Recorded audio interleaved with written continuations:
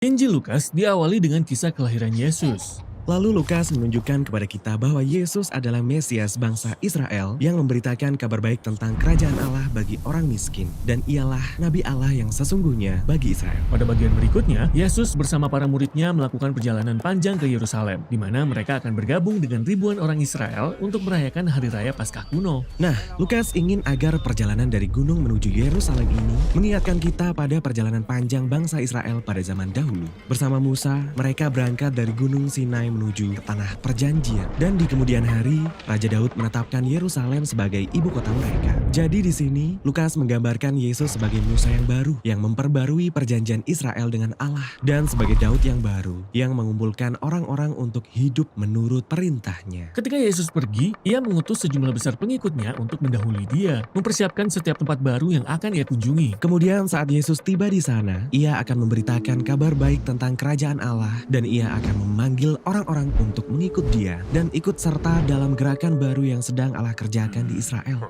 Pada bagian ini, terdapat banyak pengajaran Yesus dan perumpamaannya, khususnya tentang bagaimana mengikut Yesus akan mendorong kita untuk benar-benar mengubah cara kita berpikir tentang uang, bagaimana kita menyelesaikan konflik dan memperlakukan orang miskin. Di tiap kota, Yesus membentuk komunitas orang-orang yang belajar untuk hidup dengan cara yang benar-benar baru, sehingga ketamakan diubahkan menjadi kemurahan hati dan kemarahan menjadi pengampunan. Dan dalam komunitasnya Yesus ini, semua orang luar akan disambut. Ya, kabar baik bagi orang miskin. Itulah salah satu tema utama Injil Lukas. Ya, kita akan banyak menemukannya pada bagian ini. Orang-orang yang tersingkirkan ia sembuhkan. Para pelacur yang terhina ia jangkau. Para pemungut cukai ia rangkul. Mereka inilah umat kerajaannya Yesus. Lalu para pemimpin agama Israel mulai mengamati dan mengkritik Yesus. Jika ia benar-benar Nabi Allah, mengapa ia menyambut orang-orang berdosa dan makan dengan mereka? Ya, bagian ini terdengar seperti pertarungan di perjamuan makan. Jadi Yesus mengadakan perjamuan makan malam ini sebagai simbol bagaimana kerajaan Allah hadir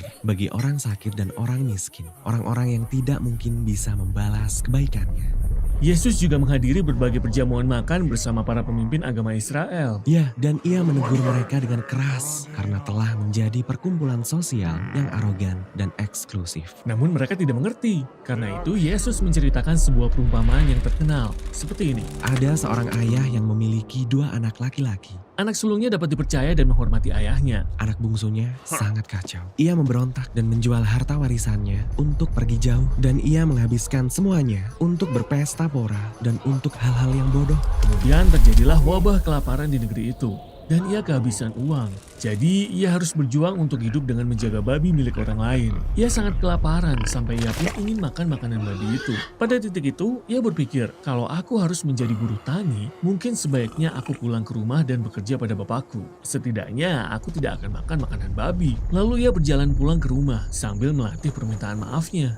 Di sisi lain, ayahnya yakin kalau anaknya tidak akan selamat dari wabah kelaparan. Tetapi suatu hari, ia melihat seseorang berjalan dari kejauhan. Itu anaknya, ia tidak mati. Lalu ayahnya berlari kepadanya, lalu merangkul anaknya dan mencium dia. Kemudian anaknya mulai berkata, "Bapak, aku tidak layak menjadi anakmu. Mungkin aku masih boleh datang dan bekerja untuk Bapak." Namun sebelum anaknya selesai berkata-kata, ayahnya memanggil para pelayan untuk membawakan jubah yang terbaik, sandal yang baru, dan cincin yang indah untuk anaknya. Mereka menyiapkan makanan yang terbaik untuk perjamuan.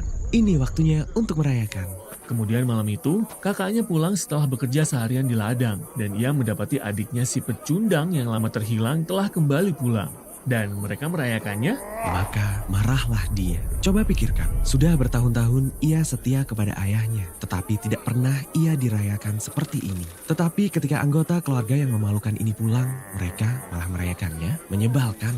Ia tidak mau ikut dalam perayaan itu. Lalu ayahnya menemui si kakak di luar dan berkata, Anakku, engkau sudah berada dalam keluarga kita. Segala kepunyaanku adalah kepunyaanmu. Namun, kita patut merayakan adikmu. Karena ia telah hilang, tetapi sekarang ia didapat kembali. Ia telah mati, tetapi sekarang ia hidup kembali. Yesus ingin agar para pemimpin agama memandang orang-orang luar seperti Allah memandang mereka sebagai anak laki-laki dan perempuan yang telah direbut kembali dari kematian.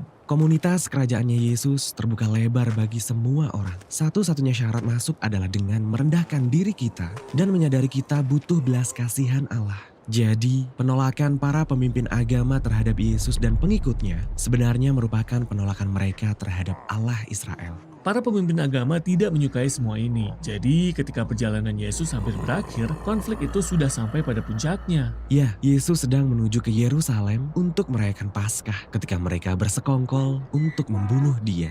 Dan inilah yang akan dibahas pada bagian berikutnya dalam Injil Lukas.